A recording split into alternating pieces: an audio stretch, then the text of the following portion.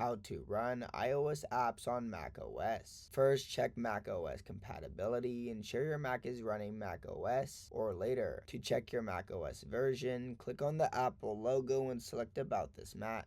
Then ensure your Mac has an Apple Silicon chip. Open the Mac App Store, click on the Mac App Store icon in your dock or go to Applications and App Store. Once the App Store is open, use the search bar to find the iOS app you'd like to install. Then search for the iOS app, search for the app you want to install. For example, search TikTok, Instagram, or any iOS exclusive app, and check if the app is available for macOS. Then install the iOS app on your device, so click on the Get or Install button if the app supports macOS.